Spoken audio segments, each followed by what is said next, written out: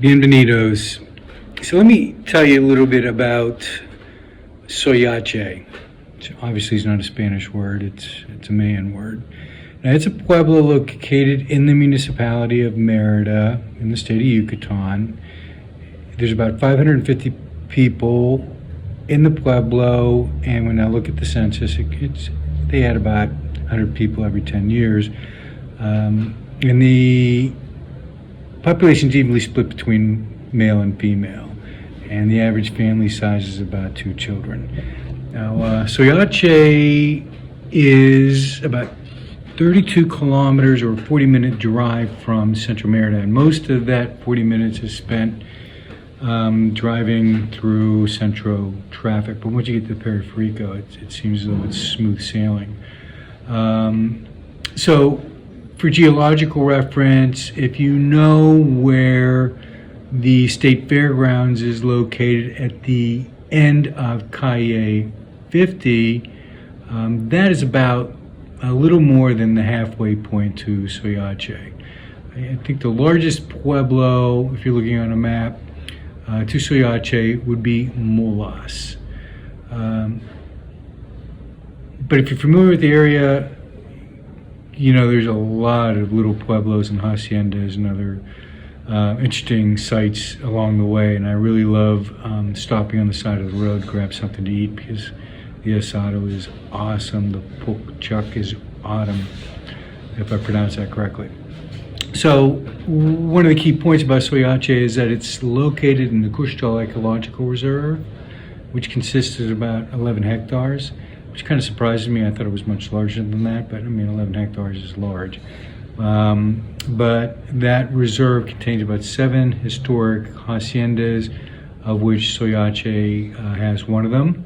So Custal was set aside to protect the water supply for the region, regulate growth in the southern area of Mérida, and conserve the ecological systems and create opportunity for ecological tourism, for the communities. So with that said, once you get past the fairgrounds, I don't see any light industry, heavy industry in the area, and it appears that most of the people work in the trades, commute to their jobs. In my case, I'm lucky to have all the skilled labor I need in Dzoyaxche or one of the close by pueblos. And my albanillo, for one, greatly appreciates the opportunity to work in the pueblo where he lives and raises his children.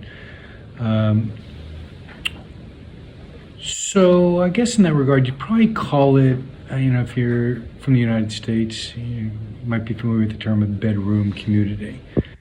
Right, so within Custal Reserve is the Camino del Mayab, which is a trail that connects, it's about 120 kilometers, and it connects archaeological sites, cenotes, Mayan villages, and other interesting sites.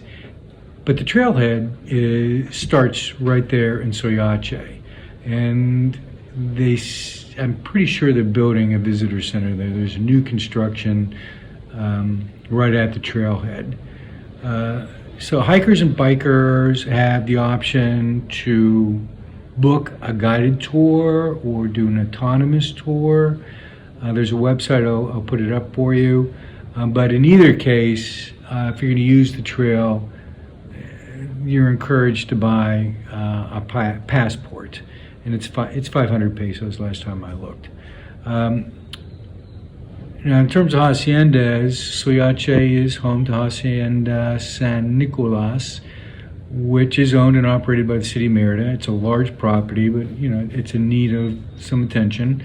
But it seems like it serves as a community center, and Sundays in particular, it's really busy. People are taking advantage of the swimming pools, the waiting pool for toddlers, the grounds, picnic area. There are full-service bathrooms there, and walking the ground, it's just beautiful, and they're doing a good job. You're going to see fauna and trees there that you might not see if you're in Central all the time. But of this particular hacienda, one of the particularities of that is that it stands on top of a cenote. Sounds cool. I was impressed when I first heard it, but personally I'm not impressed.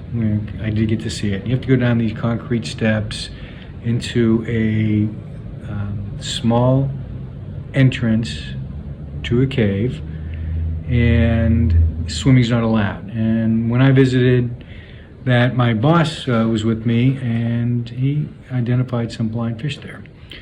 So the population in Dzoyaxche, and I guess the whole area, is about 97% indigenous. There's very few foreigners that live there. There are a few that live in Dzoyaxche that I have met. Not much of the land is private, although Dzoyaxche, pueblo, is working on identifying some of the ejido land and privatizing it for sale to the benefit of the community. So I hope that helps, and see you on the flip side.